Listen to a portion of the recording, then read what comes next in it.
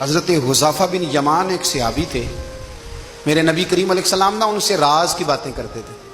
ہر بندے کا آزما ٹھیک نہیں ہوتا، سب سے راز کی بات نہیں کرنی چاہیے۔ حضرت حذیفہ بن یمان کہتے ہیں حضور راز کی باتیں بتاتے۔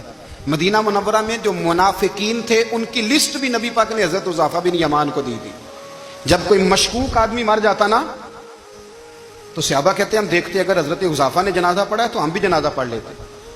نبی پاک نے بھی کچھ جنازے نہیں پڑھے، ترمذی میں ہے، فرمایا عثمان سے جو بغض رکھے اس کا جنازہ نہیں پڑھیں گے۔ حضرت حذیفہ بن یمان اگر جنازہ پڑھتے تو لوگ پڑھتے، وہ نہ پڑھتے تو لوگ جنازہ نہ پڑھتے۔ حضرت حذیفہ بن یمان کہتے ہیں جناب عمر فاروق کی خلافت کے آخری ایام تھے، کچھ دنوں کے بعد وہ شہید ہو گئے۔ فرماتے آدھی رات کا وقت تھا، میں گھر میں سویا تھا بڑا بے فکر، اچانک میرے دروازے پہ دستک ہوئی، میں گھبرا کے اٹھا، اتنی رات کو کون آیا؟ کہتے ہیں قربان جاؤں، دروازے پہ گیا تو امیر المومنین فاروق اعظم دروازے پہ۔ میں نے کہا عمر کوئی حکم تھا تو مجھے بلا لیتے۔ کہنے لگے میں نا امیر بن کے نہیں آیا، تیرا ویر بن کے آیا ہوں۔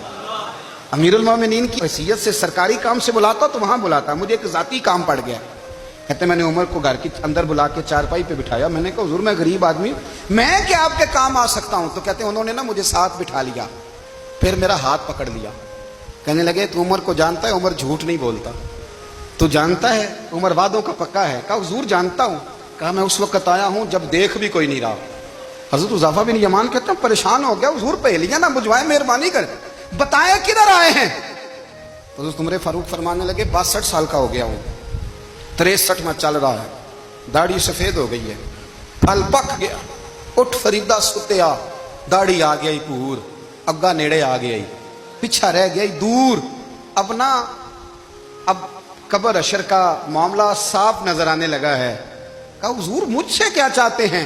حضرت عمر رو پڑے، کہنے لگے آج میں عشاء کے بعد نکلا ہوں تو نبی پاک کے صحابہ مجھے نیک کہہ رہے تھے، پھر میں نے بچوں کی ماں سے اور بچوں سے بھی پوچھا ہے، وہ بھی مجھ سے راضی ہیں، پر حذیفہ تیرے ساتھ نبی پاک راز کی باتیں کرتے تھے، سچ بتا کہیں عمر کا نام منافقوں میں شامل تو نہیں؟ سچ بتا ان منافقین میں تو شامل نہیں، کہیں اوپر سے تو نہیں سارا کچھ؟ حضرت حذیفہ بن یمان کہتے ہیں میں باپ کے مرنے پہ اتنا نہیں رویا جتنا عمر کے سوال پہ رویا۔ میں قدموں میں بیٹھ گیا، میں نے کہا نہیں عمر یہ تو میں نے نہیں سنا، لیکن یہ میں نے نبی پاک سے ضرور سنا ہے کہ میرے بعد اگر کوئی نبی ہوتا تو عمر ابن خطاب ہوتا۔ یہ میں نے اپنے کانوں سے سنا ہے کہ عمر جس گلی سے گزرے شیطان راستہ بدل جاتا ہے۔